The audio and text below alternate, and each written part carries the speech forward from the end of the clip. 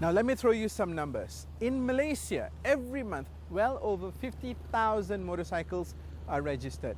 Now imagine the impact that that large number has on the environment. You know, all that petrol burning and just creating fumes and just depleting our natural resources. Now we have a solution that gives you the same sort of urban mobility as a regular motorcycle, but powered entirely by electric.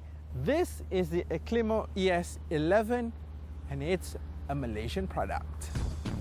The Eclimo scooter is a product of Malaysia and it is proudly made in Penang. The company started off in 2008 with a capital of just 1.5 million ringgit.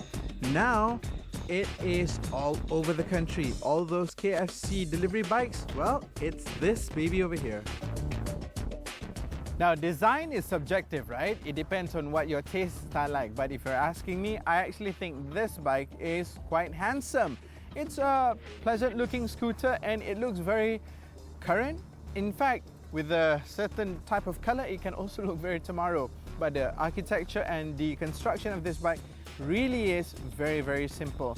So this entire thing is made in Malaysia. 70% of the parts that are used to make this bike is made in Malaysia, inclusive of this plastic body panel and also this design. You see, the bike comes with a pair of twin headlamps, projectors nonetheless, right up front, and it's very simple. You've got that up front, then you've got this central body construction which has a slightly wider center area, and that is because it needs to make way for the bank of lithium-ion batteries that sit right here at the very base of the bike, giving it a fairly low center of gravity. Then in the instrument class over here, you get a very straightforward meter that tells you that you can go all the way up to 120 kilometers an hour. We'll get to that in a little bit. And it tells you exactly how much reserve you have left in your battery and what voltage you're working on.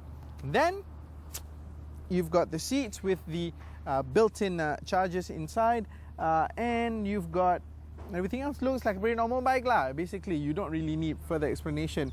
The wheels do really look funky, and that is because it needs to house the motor which actually sits inside the wheel itself, reducing the possibility of energy loss between motor and the wheel itself. So everything is driven from the rear wheel within the rear wheel. But let's take a look at the charger. Okay, back here, this is where you'll see the main thing that differentiates this bike from a regular bike, and it makes juicing up a doddle. Once you lift up the seat cover like I just did, you will find something that you are very familiar with. A 3-pin plug with a long cable. All you need to do is to go and plug this in to any wall socket, switch it on, but before you do that, you'll have to plug in this sensor socket over here. Once that is plugged in and you switch this on, the slide over here will come on, telling you that the bike is charging. When it's blinking green, it's charging. When it's solid green, it's fully charged. It takes about 3.5 to 4 hours to get from next to empty to full. So this bike really does not take that much time at all to get to full juice.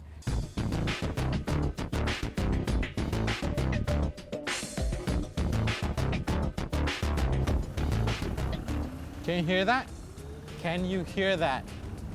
If you can't hear anything, it's not your fault, because everything else around me is louder than this bike. It is just operating in complete silence. The only thing I can hear is the of the wheels going, and it sounds really, really tomorrow, and that's one of my favorite things about this bike. It's just operating in complete silence. You see, this bike, all you need to do is turn the key and that's it. You're good to go.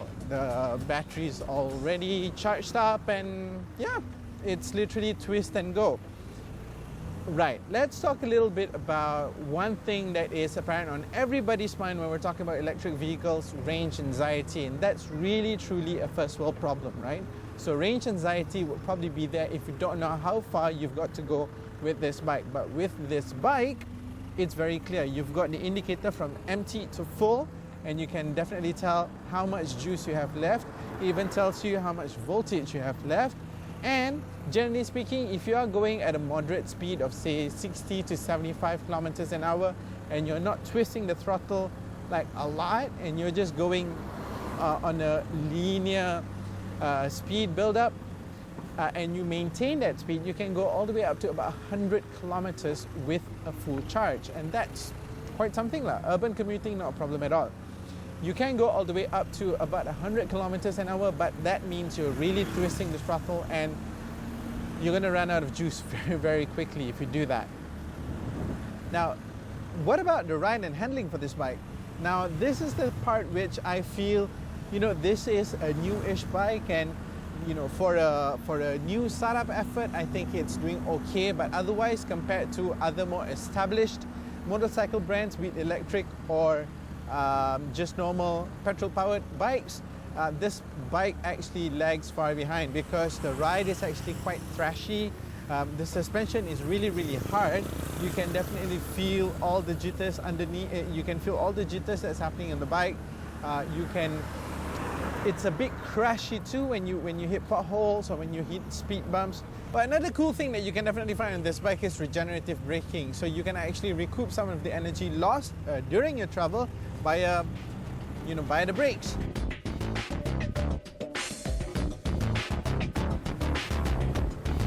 Oh man, well, what do you know? When we were filming, it started raining, and the best place to get shelter from rain is in a petrol station. See, in the future, the way I see it, if everybody were to have an EV like this, those kind of things would only be a relic of the past. It's only good for you to come and shelter yourself from rain, because otherwise, everything that a normal petrol-powered vehicle can do, this bike can do. You can live with it on a daily basis and you are going to have a great time with it because, hey, it's the mobility of the future. I gotta go.